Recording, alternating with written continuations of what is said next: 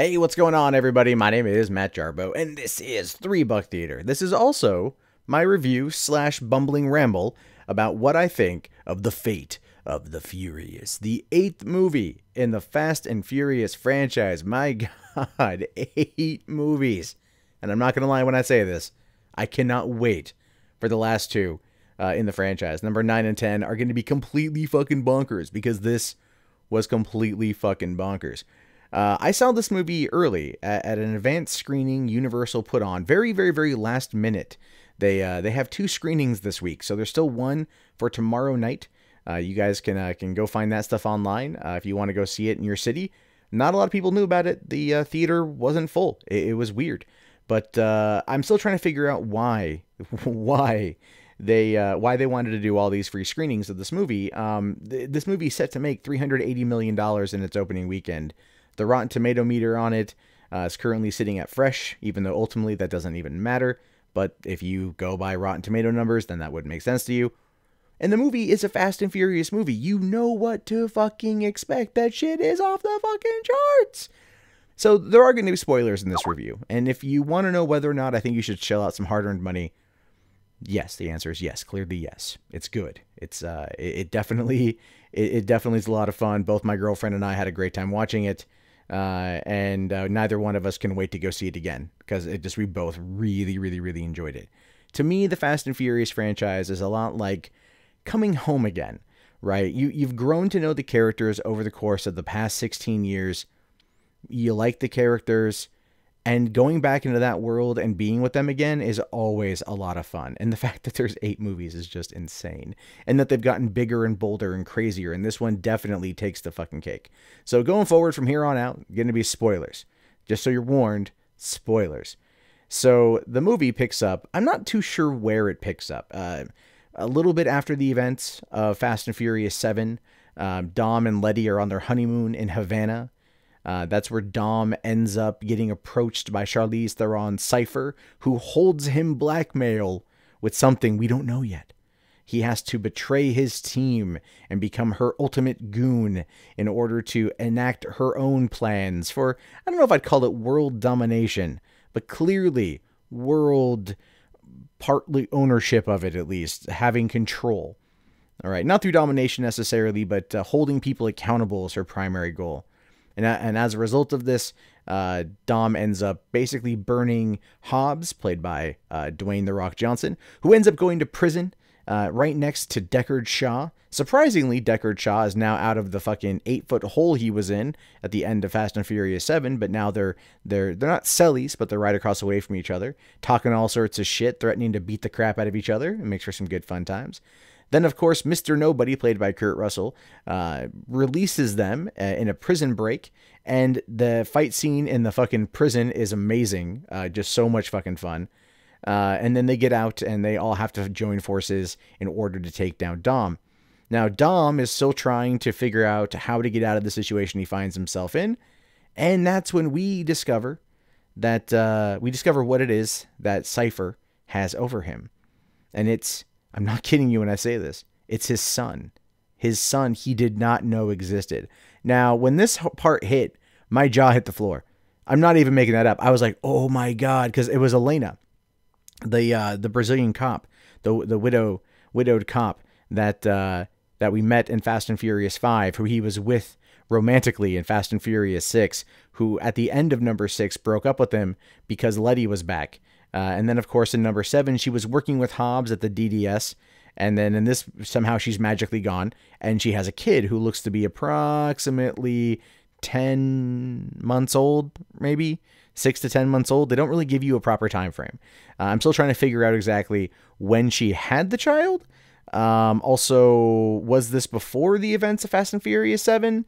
What the fuck is going on? Like, there are elements of the story here that aren't adding up, and I'm an avid fan of the franchise, so having them not add up like that, it just like it's those little things that kind of drive me nuts.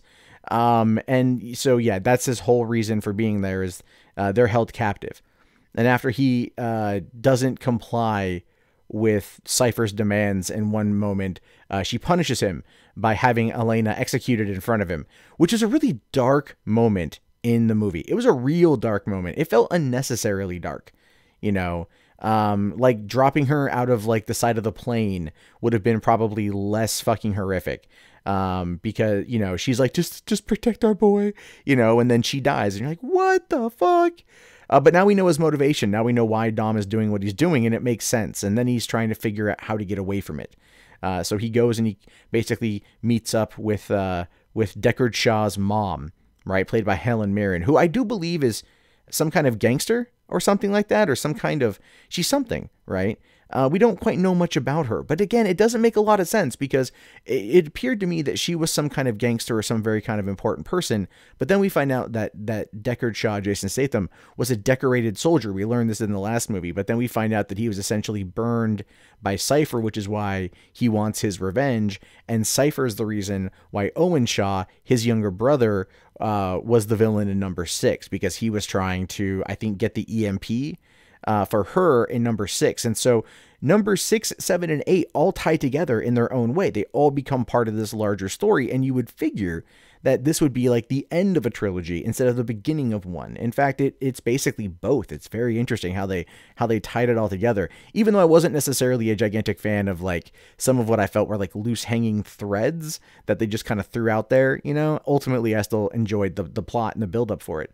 Then of course, you know, they're trying to stop Dom and they track him to Antarctica, or not Antarctica, to like some fucking Russian, you know, submarine base with a sub on it that has, you know, nukes and everything. And so the, you know, Dom goes in there, uses the EMP to disable the outer defenses of the base. And he goes in and starts wrecking the joint and trying to get control of the fucking submarine.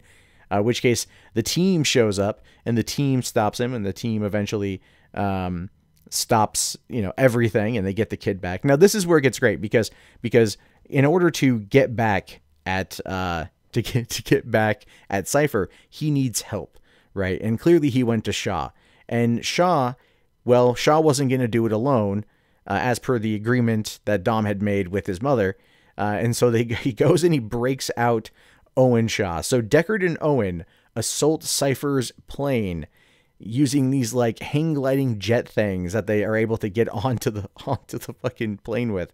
And then Jason Statham proceeds to kill everybody while protecting a baby. It was a great fucking scene. And then of course Cypher escapes and they blow up the submarine, therefore stopping it from, you know, launching nukes anywhere in the world. And they save the day once again. Now, the movie has got a number of great moments. Again, it's got some moments that were kind of like, okay, just kind of moving it along. You know, the beginning of the movie in Havana, Cuba, there's this whole street race scene that was very reminiscent of the early franchise days, where it's all like, you know, this race for pinks and shit. And then the guy who Dom's racing tries to kill him, and Dom ultimately like lets him go and lets him keep his car, but kind of like clears his cousin's debt, as well as, you know, and the whole point there was to earn respect, which I thought was kind of like hokey, but it does tie in to Dom's plan later on, because that guy comes back to save the, you know, help out and shit. So that guy leaves Havana, flies to New York for like 5 minutes to park in a van. It's a very Ocean's 11 type caper situation. Well, Brazilian Job would be another way to describe it. And F. Gary Gray, who directed this movie, also did Brazilian Job. So you can kind of see there's a little bit of similarities just in terms of how some things played out. But then, you know, it's also like there was that, and then there's some of the stuff with like the team with Mr. Nobody, and they're trying to like get to know the new Mr. Nobody. And the new Mr. Nobody is essentially it's Scott Eastwood's character, and Scott Eastwood's character is they call him Little Nobody, right? And Little Nobody is a person that like they like to fuck with, but you can tell that he's kind of like, you know, he's wet behind the ears, he's a greenback. And they're trying to make him out to be this, what's the word I want to use here? The new Brian, essentially. He's the new Paul Walker. He's got the same kind of energy that Paul Walker has. He's trying to emulate that. And again, that was one of the things severely missing from the movie was Paul Walker. Paul Walker's essence was not felt at all. And it makes sense. He's dead. I mean, obviously. But at the same time, you know, there's 7 movies in the franchise. 6 of those have Paul Walker in it. To not have him in it at all, it really does take away from the overall experience. That being said, they were able to kind of ramp up the emotion with the son, and they're, you know, bringing in Scott Eastwood's little nobody and everything else, but the family dynamic was still there, right? One of my favorite parts was like when they're outside of the base and they're all talking while they're scoping it out. Roman Pierce Tyrese is all like, "It's so cold up here, man. Like the ladies know me for being packed, and I tried to take a piss and I don't even recognize myself." Clearly making a shrinkage joke. And then later on, he gets this badass fucking like kind of hero moment where he kills like 4 dudes pretty quick with a fucking handgun. And then The Rock just rolls up and goes like, kicks open the door. It's like, "Shrinkage, get in the car." So they're just like, they're talking all this shit to each other while they're trying to save the day. It feels very much like a family, bonding thing, and that's how they bond. And I liked it. I liked it quite a bit. The dialogue with The Rock this time around was a lot better. Some of his dialogue in the 7th movie was kind of dumb. He tries these over the top, "I'm gonna get that son of a bitch," type stuff. And they've toned that back here, but they added a lot more insults. So it felt like it worked out. And then he also developed a relationship with Jason Statham's character, which I liked quite a bit, and everything. Again, my complaints from the movie probably boil down to some scenes felt a little bit hokey. And also there was such an overabundance of use of CG, and that's only going to happen more as the series gets crazier and crazier and zanier. The CG felt not forced, but not the most polished it could be. It really kind of took me out of the scenes in a lot of the action sequences that weren't like when it was the hand-to-hand stuff because like of all the CG. But given all the wreckage and all the destruction in the movie, it totally makes sense why it's there. It was just one of those things where I'm all like, there's a little bit too much CG for my particular taste. But, that being said, the movie was still pretty top-notch.